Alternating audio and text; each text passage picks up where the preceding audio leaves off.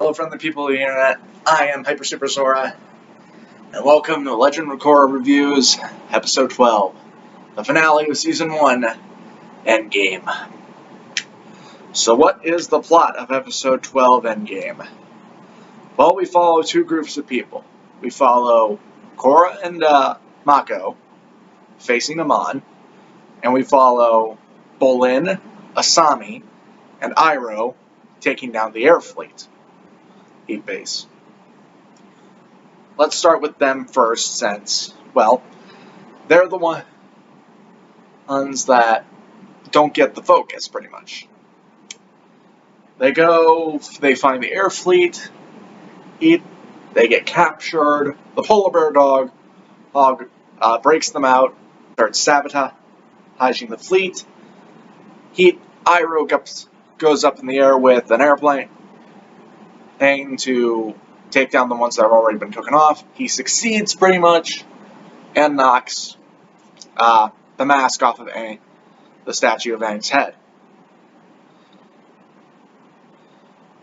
Meanwhile, Bolin is tearing up the fleet, and then Asami takes one of the mechs. Apparently it's just like driving a forklift. I always knew forklifts were cool. And then she eventually fights her dad. They disown each other because, well, one's a dick and racist, and and the other one is pure and wholesome, and probably many teens have had some alone time thinking about that one.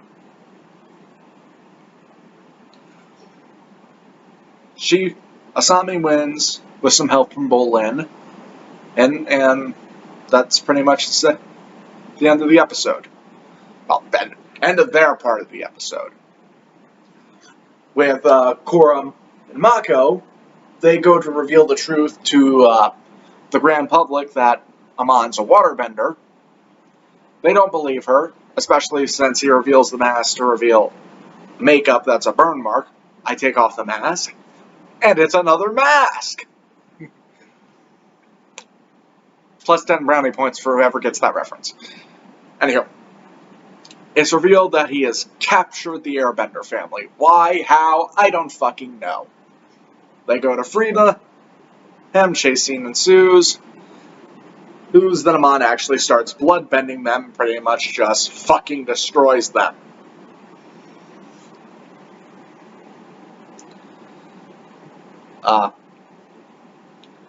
Tenzin finds his family. At one point. But Korra and Mako fight Amon, where eventually Korra's bending gets taken away by him. I'll get back to that. Fight. Hey, Mako shoots lightning at him. Then they're trying to get out. He catches up, blood bends again. And then it's revealed that Korra still has some airbending power.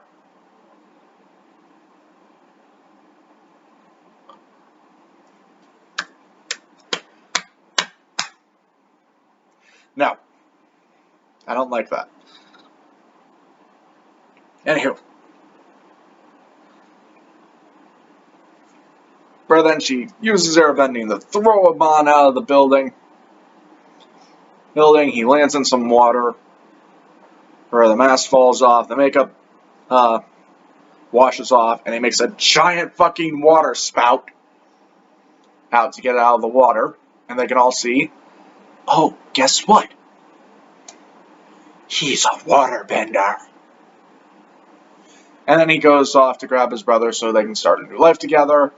While on the boat, Tarlok grabs one of the Equalist's electrocution gloves, opens the gas cap of the boat they're on, and kills them both. It's almost like Noatok saw that coming and knew that's the best solution. He didn't bother stopping it, even though he probably could have. But Korra has no bending except for air. They go to Katara to see if she can heal her. No, she can't. Good. Then we get the Deus Ex Machina ending of Aang showing up, restoring Korra's bending, and giving her some new powers.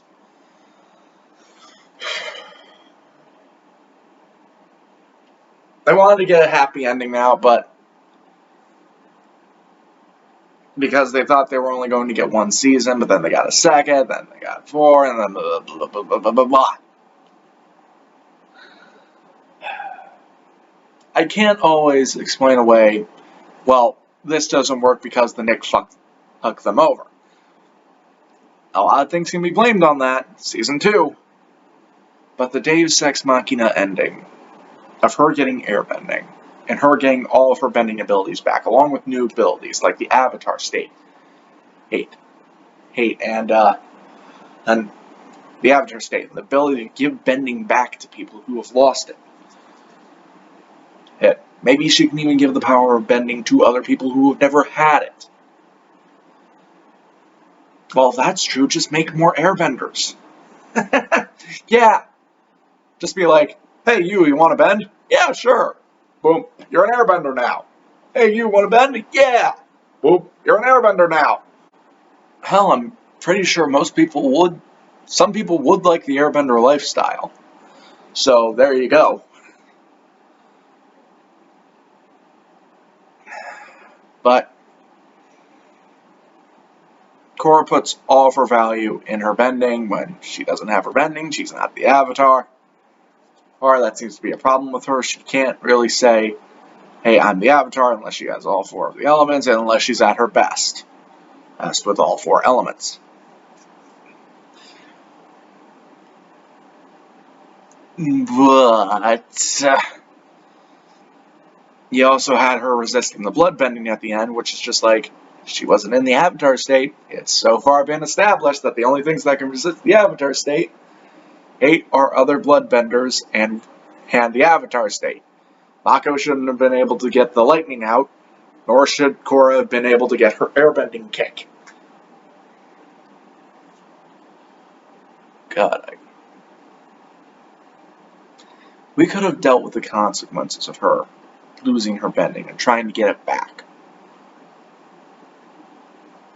Like, maybe it wasn't severed. Maybe it was like what happened to Zuko, where it's just like the fuel for it is gone, and you need to learn new ways to fuel your bending. But no, she gets her bending back, she gets the Avatar state, and she can give people back their bending. I mean, okay. Things have happened. What did I think of this? Other than that bullshit ending, it was fine. The season overall gets a 6 out of 10. It was okay. Just okay. When you have Avatar to follow up on, okay isn't good enough. You need to be fucking amazing. Avatar is one of my favorite shows of all time. Probably the favorite. And following up on that is not going to be easy. Yeah, and you could say I have nostalgia goggles, but I've rewatched the series recently, and it still holds up. Hell, the CG, he held up better in Avatar than it did in Legend of Korra. I believe those blimps actually meshed with the 2D animation, and where the mechs always felt out of place.